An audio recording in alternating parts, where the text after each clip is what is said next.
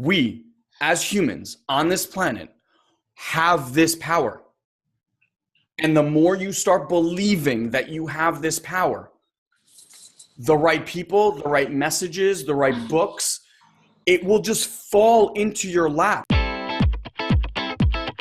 Welcome to the Have It All podcast. I'm Ilan Ferdman, and along with my brother Guy, we're Satori Prime. We've spent the last 16 years on a quest of mastery, and not just in business, all areas. Mastery of our finances, our bodies, our relationships, and most importantly, our minds. You see, while most people fantasize about their dream life, we went out and created it. And you bet we learned a few things along the way. So if you want to gain new skills and tools that will help you achieve the life of your dreams, well, you've come to the right place. So get ready to have your mind expanded. Implement what you learn here today, and you'll start living the life of your dreams instead of just, well, dreaming about it. So are you ready to have it all? Let's go.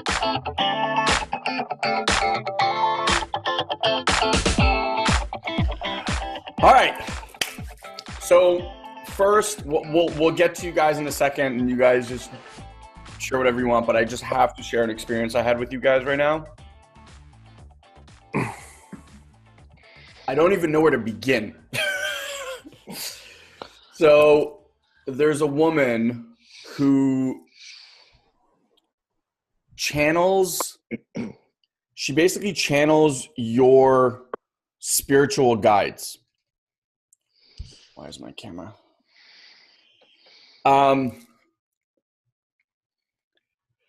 So basically the experience is you lay down and she has the ability to see your body. Like, she's been gifted the ability to see your body on like a cellular level. Like she doesn't just see your skin bag. She sees like the intricate cellular, like blood flowing. And that's how she just sees human bodies. So she sees your body on that level. Then so that's a physical. She has an emotional level. And then from there, it goes into also these like lineage levels and soul levels and things like that. And she calls on your guides. So like each one of us has our separate guides. And she calls them out, and they basically tell her like what to tell you and what to look at. And you don't ask anything. You don't say anything. You're not like, I came here to ask about this or learn about that. At least like the very end, you can ask a few questions, but like nothing. Literally, first thing, they go through my body. She goes, she doesn't know me from a hole in the wall. She knew my name and my birthday. That's it. She starts going up my body. She goes, oh, so there's a pain in your knee. I'm like, what? Like, all right. So it happened from about X amount of months ago. I don't remember how much she said. It wasn't anything serious. You were walking down the stairs, and it was just this little twinge of that nerve. And then that nerve actually goes all the way up your leg and up into your lower back. And I'm just like, what the fuck? Like, what? So this is the exact issue that I've been dealing with. Like, I even shared with you guys how I've been dealing with it, right? So she goes to me, she's like, all right, one of the angels will be working on that while we're talking. You know, just you keep breathing, visualize this, visualize that. Then, so that they do this process. And what's amazing is like, she's so with it all the time. Like, she never loses track. Like, she'll go off on this story of whatever she needs to tell you. And you're like, wait, but you were telling me about this thing. And then she just always goes back to that thing. Like, exactly wild. So she does that. Then like, we're talking about something else for 20 minutes. It's like, oh, by the way, they said they're done working on your knee. You just need to put this type of stone on it, rub it on a few times a day, and you'll be good. And I was like, what is happening right now? So then we start talking about that. She's telling me incredible things about my children. But that's of less interest to you. What was incredible, and for those of you guys that this is Audrey, like, this is why when you were texting me, it's insane, like the synchronicity of it. So yeah, I was basically just told that Guy and I are, so when you think of like soulmates, right, we think of two souls that were somehow separated. So there's actually a deity called Baba G, and his responsibility, he's actually the only avatar that's come to the earth plane in physical form thousands of times. Like of all of them, he's the only one. Some have been here once or twice, but he's the only one that keeps coming back. So anyway, he's the stitcher of souls. And what she was saying is that Guy and I, the way they call it is twin flames. So the definition of a twin flame is basically the way I explained it to her, I was like, it almost feels like Guy and I are one brain that just got put into two different people. Like the brain got split and it was just put into two different people. She's like, that's the exact definition of twin flame. So Guy and I wrote a contract 7 lifetimes ago to come here and alter the course of humanity.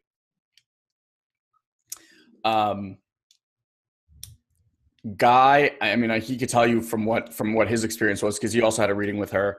But his mission this time around is to reallocate all of the wealth on the planet. Like basically break down all the financial systems and reallocate wealth in a new system. And I'm basically here to support him and actually help manifest and create. And so that was interesting. Then my 2 kids inherited that lineage, that same contract. So the same contract, like twin flame contract that me and Guy have, they inherited that, and they're coming here to do their own thing. And then my wife and I are also twin flames, and that's why they chose us. And she's telling me all this stuff, and I'm just sitting there going, you know, like what we've been talking about a lot recently is just feeling. I can't right now, buddy. Just one thing quickly.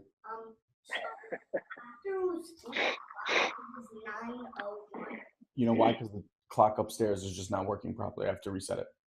We lost power. That's why. Upstairs? Yeah, on the oven where you're looking, it's wrong. It's not set. We lost power. Right now? Yeah. Yeah. Want to just say hi?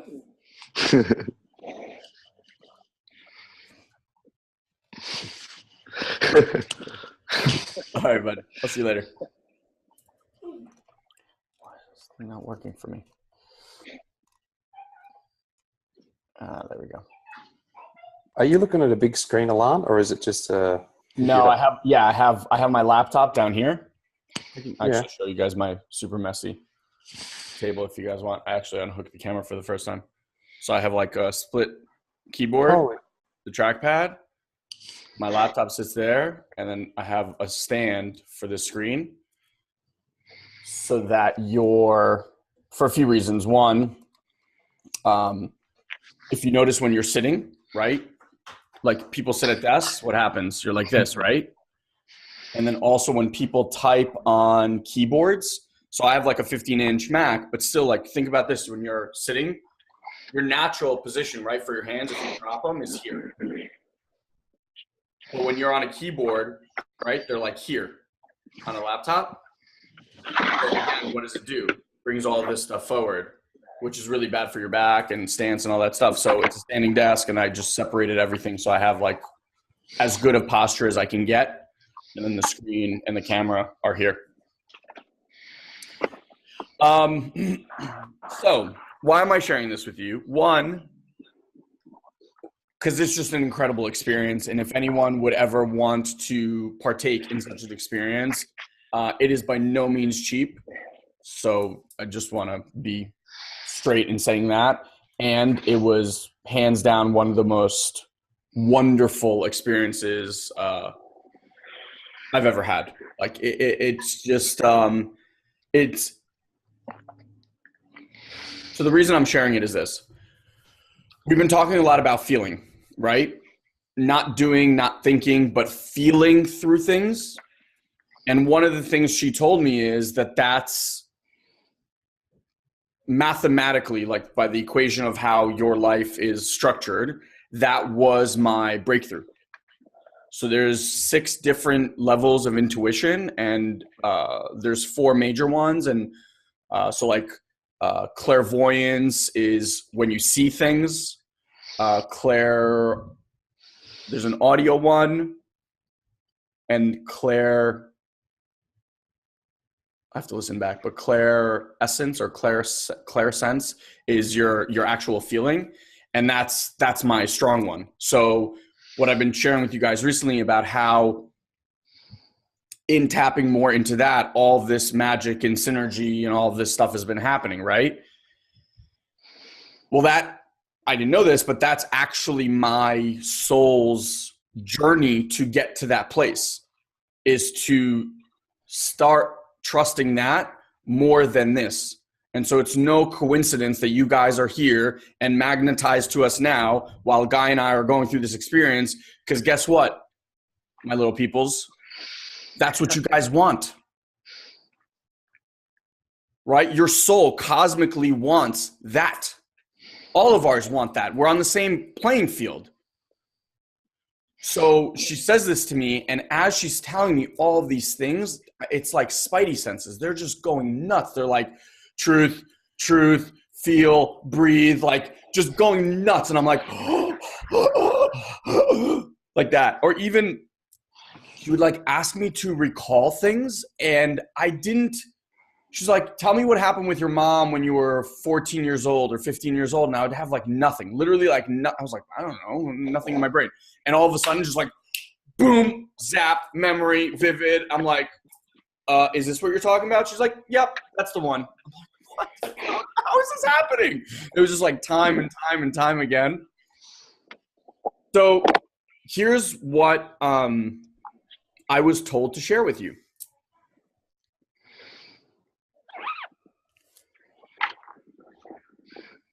I don't know how many of you know. Do any of you know the story of how I met my wife? Audrey, do you even know? Okay. I was told to tell you this story. I was set up with my wife. It was a blind setup. We were 26. I was 26 at the time, and I just started dating this other girl. And right when I started dating her, maybe like a week into it, my mom's friend, who she's friends with both my mom, like my parents, and Fanny's parents. My parents and Fanny's parents had gone to events together, like bar mitzvahs and weddings, and had been in the same rooms but never met each other. But this one friend knew both of us. And so she gave me the number, or gave my mom the number, and said, don't call her for the next 3 months. She's taking the bar exam. She's super busy, but just so you have it. And at the time I was like, I don't fucking care. Like, I just started dating some girl, let alone like you're fucking set up like you don't even know me. Like, no, you know? But I kept the number. I went into work one day. I kind of like stuck it in a drawer in my desk, forgot all about it. Dated the girl I was with for about 9 months. We broke up. And then I started dating some other chick for about like, not even dating, but like kind of seeing this girl for about 2 weeks. She was young. She was 20 or 21, something like that at the time. And not even the age young, but just mentally young. And the kind of conversations we were having is like, I would say something and she would just constantly read into it. Like, well, did you mean this? I was like, no. I meant exactly what I said. Like, read what I said. That's exactly what I meant. I didn't mean some other version of it. That's what I meant. And so one day we're on IM, because IM was a thing back then. And I said this thing to her, and she's like, oh my God. I'm like, that's not what I meant at all. Like, read what I said. That's exactly what I meant. I didn't mean anything else. That's what I meant. And it was that moment where I was like, fuck it. Ilan, what are you doing? Like, what are you doing? So I was like, you know what? I can't do this anymore. I'm done. And I break up with this girl. The day before, so just so you guys get, okay? Like, this is typically Ilan's desk. Ah! That was almost Ilan's computer, by the way.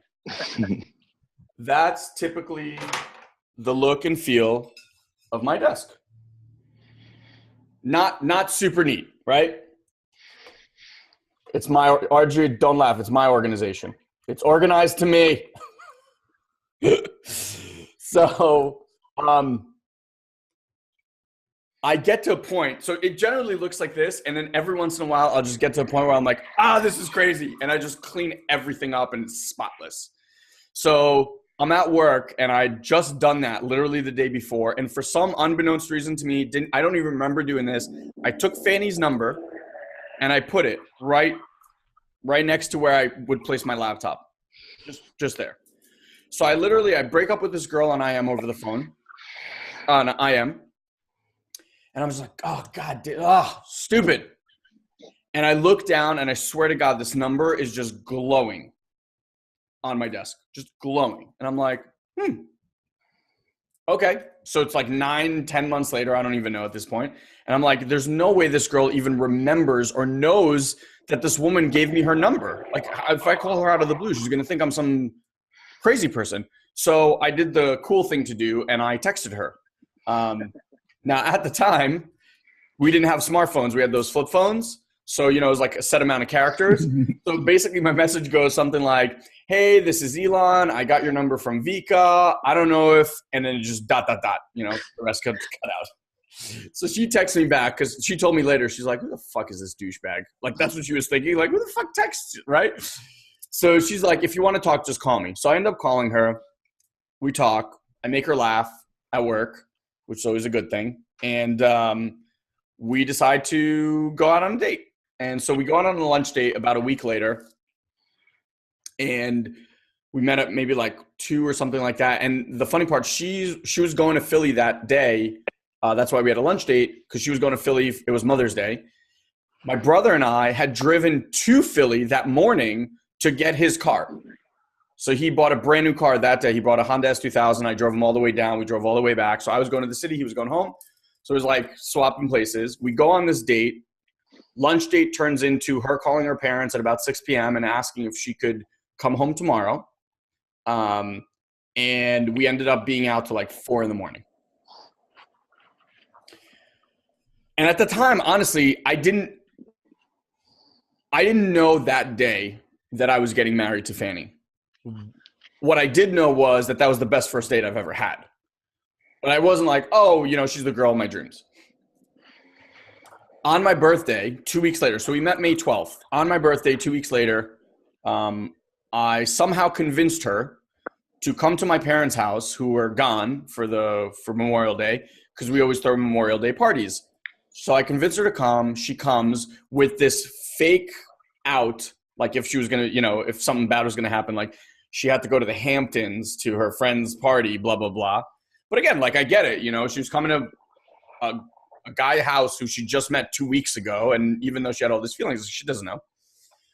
So that night, literally that night on my birthday, we were sitting in my room and I basically just told her, you don't have to say anything. Let me just mute this. I was like, you don't have to say anything back to me. I'm not saying this for you to get any sort of reaction. I just need you to know that I have madly fallen in love with you and I'm going to marry you. So this is 2 weeks into our relationship. So she sits there kind of, shocked because like what guy does that 2 weeks into a relationship? And she's like, well, I've fallen madly in love with you too. Now, 4 months after that day, my brother and I go to Italy to a course in Capri. It was a 5-day course. We paid $5,000 each to be in this course. And the course was called Transforming Yesterday's Strategies. And it was really all about, we have strategies for relating to every single human being. So we have strategies for relating to young men, young women, older men, older women, gay men, gay women, people who look like us, people who don't look like us, fat people, skinny people. Like you have strategies that you've invented from a very young age to relate to all of them. And so Audrey and Jasmine were at our last event. So do you guys remember at our last event, we had that one session where it was just 2-3 hours of person after person getting up to the microphone and just releasing like all of this incredible stuff that has literally never left their lips. The only other time in my all the seminars and courses I've ever done that I experienced that was in that course in Capri. And just one little side note of the biggest breakthrough, Guy shared his breakthrough with you about how he realized for the first time that he'd been living inside of the construct of what he made himself to be. And at that course, he realized that he was going to live in other people's listening. And that was when he made that switch for the first time. My breakthrough at that course, which I could not stop crying for a good part of probably 3 hours. I was literally held like a baby by almost every single person in the group. I'd realized for the first time. So Guy and I grew up, we were super close. And then at about the age of 12, Guy kind of snapped. And what I realized today through this reading was that the reason Guy snapped was because Guy lived in my shadow for our entire childhood. I was a very big personality. I was very confident from a very, very young age. Like she said today, at the age of 5, something happened and I just became uber confident. She's like, do you remember what that was? I was like, no, but I just remember being really, really confident growing up. So much so that, again, like at 14, 15, my friends, the nickname my friends had for me was God.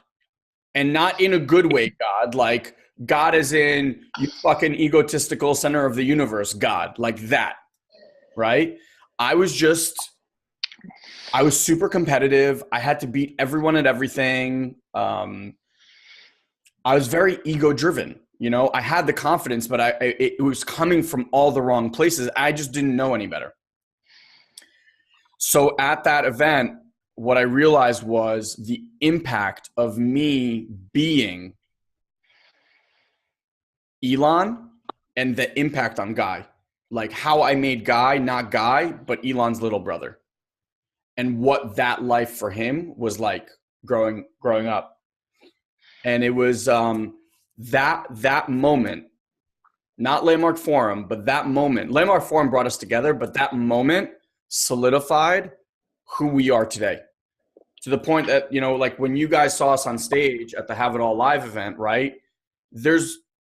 Audrey or Jasmine, would you guys say that we compete when we're on stage? Or would you say that it's more of like a building the other person up when we're on stage?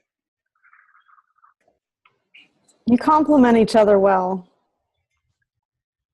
I told her, like, for me, where I've gone to is I'm in awe of him. Like, I listen to him and I'm in awe. And I can't believe that that is actually my brother. So that was the moment. And the second huge insight I had at that event was that's when I locked in the feeling part.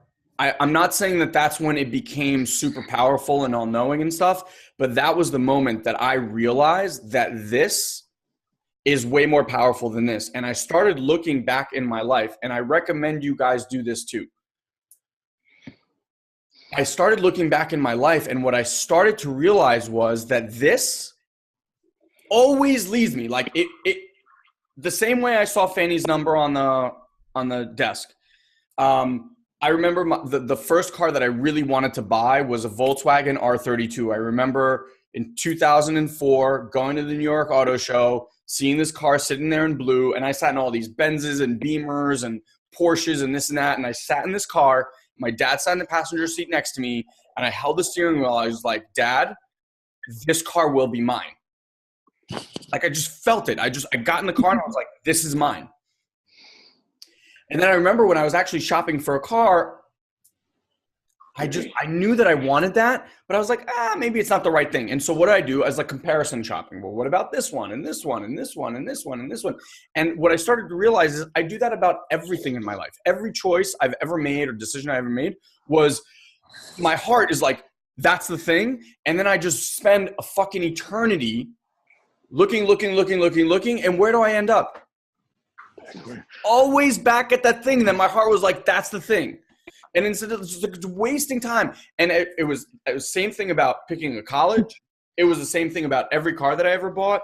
I mean, vacations where I would go, skis, where to go out, always same exact thing. And I'm looking at all these areas of my life. I was like, wow, I do this all the time. And then right then and there, I go, holy shit, I'm doing that with Fanny. Because 4 months earlier, I already told the girl, like, I'm going to marry you. And what have I been doing for 4 months? Just assessing, making sure, analyzing, this, that. So I was like, you know what? I'm done with living my life by focusing on my head. I'm done. I'm no longer listening to this. I just want this to guide me. I enrolled my brother, the leader of the course, who I told I was going to go home and propose to my girl. And this was one of my greatest mentors. This was Paul, Audrey, Paul Turo, Jasmine, Paul Turo. Yeah. So I share this huge insight with him. And he was like a huge mentor for us, always about growth and development, this and that. And I go, Paul, I have this huge thing. I'm going to marry this girl. And he goes, Ilan, you're fucking crazy. You've only known her for 4.5 months. Not the response I was looking for. So anyway, I tell him the whole story, and he's like, you know what? I'll go. And he's gay. So I was like, he's like, I'm going to go help you find a ring. So it was him and this other woman that he works closely. And we're literally running up and down the hills of Capri, finding the perfect engagement ring for my wife, because I wanted it to come from there. I didn't want to come back and do that, because the ring, it's not only just a ring of that, it's a ring of me locking in that I now fully 100% trust that feeling. And I'm no longer choosing to listen to my head. You guys get that? I needed that locked in. And that was the beginning of our relationship. I came back. It was just an amazing engagement proposal, which is a whole other story, which I don't want to get into. So they asked me, the guides asked me to tell you this, and they asked me to tell them the story. And afterwards, they go like this. They're like, and Audrey, this is how this ties into what you said. I ask so they're telling me all this stuff, right? And I asked, like, I'm clear that I came here on a mission. I'm clear that I came here to impact global leaders. I'm clear about all that stuff. Can you help me and guide me on how to actually start working with these like global leaders? And then Audrey sends me this message, which I will read to you in a little bit. But basically, Audrey, what they told me is that how that will happen is I will actually start working with Fanny to produce a course about negotiation, not in the negotiation of like how to structure business negotiations, but like what it means to have honorable communication that comes from harmony to actually cause and manifest shift in the world. And she's like, when you guys start working on that, people, global leaders will seek the two of you out to sit with them, to guide them on how to do that,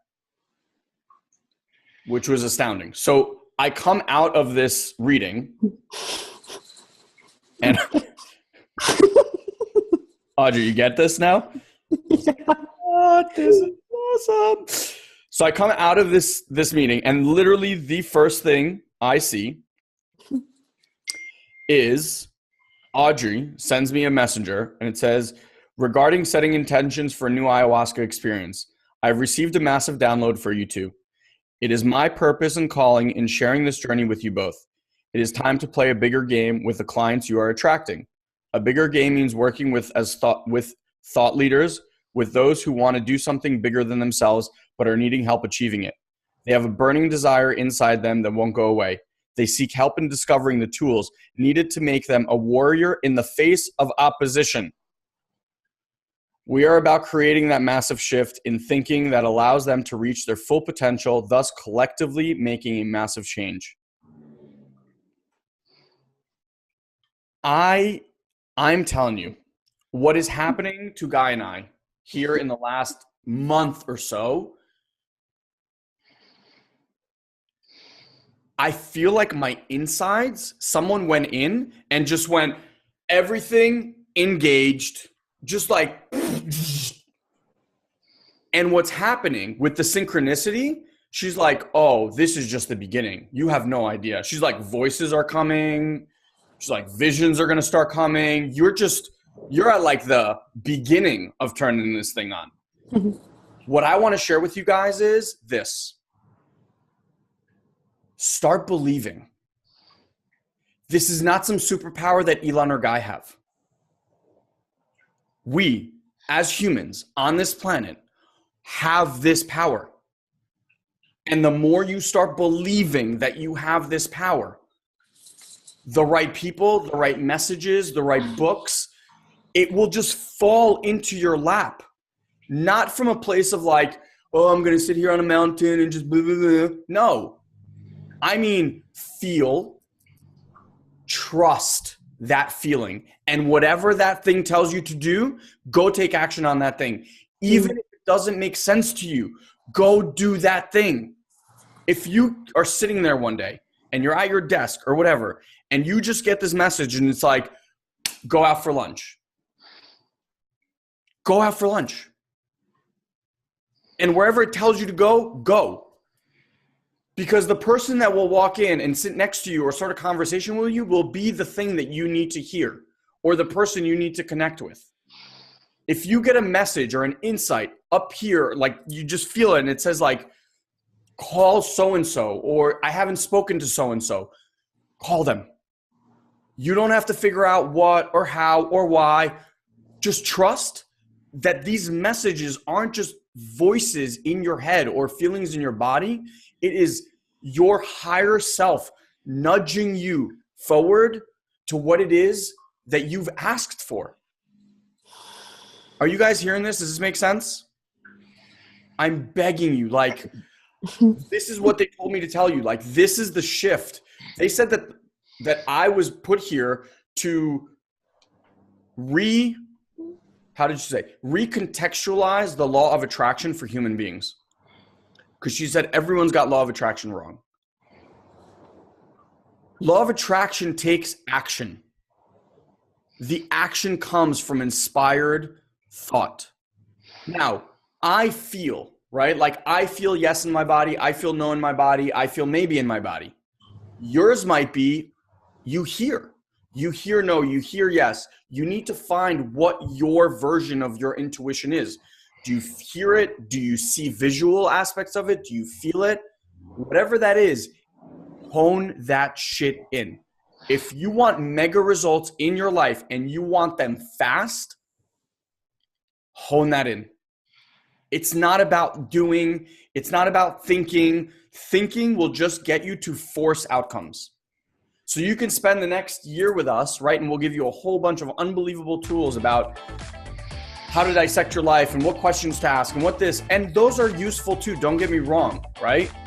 And I'm telling you, you want to fucking develop a superpower? This is the superpower. So that's it, my friends. That's today's episode. I just want to thank you for being part of our Have It All family and truly, truly thank you for listening to our podcast. If you'd like to help or give back in any way possible, the best way would be to share this or any other episode that you loved with your family, friends, or colleagues.